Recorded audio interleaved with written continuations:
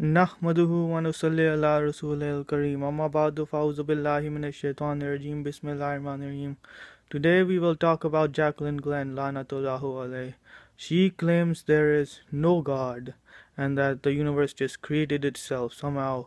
All the particles just put itself together, and all the atoms put themselves together, and all the atoms put themselves together, and everything just created itself, and then somehow all the stars and the planets, all of them put themselves together and are orbiting in the right places just by themselves. And then somehow lightning struck a bunch of chemicals, and then out of those chemicals, they spawned a little cell, and then it just divided and multiplied until it became a fish, and then a fish crawled out of the sea onto the land, and then became an amphibian and shed its gills, and then climbed up the tree and became a monkey, and then came down the tree and then started walking upright and became a man. What kind of ridiculous bullshit he believes in.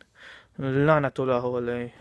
But there, I ask this Jaclyn Glenn, may God's curse be upon her, lanatullahu alayh, where did the universe come from? What put it, how is it put together? How is everything holding together?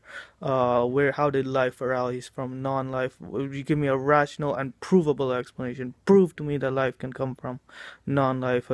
Accept my challenge. Create me a single cell, just one cell out of non-life, or whatever you call it, and just create it from non-life. Just create it and show and make it evolve. I've heard of the Stanley Miller or Miller-Urey experiment, but that doesn't prove life comes from non-life. They only created amino acids, a few amino acids, which compared to a living cell are like comparing a hunk of iron to a BMW. That's nothing. So may God's curse be upon this liar. She is obviously a charlatan. She is conning people for money.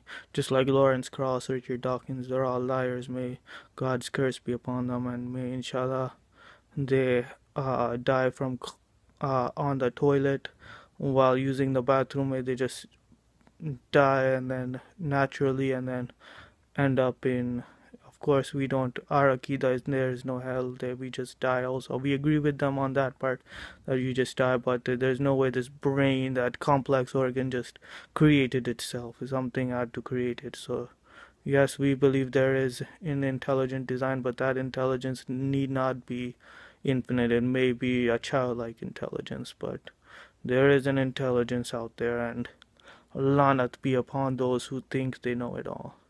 I mean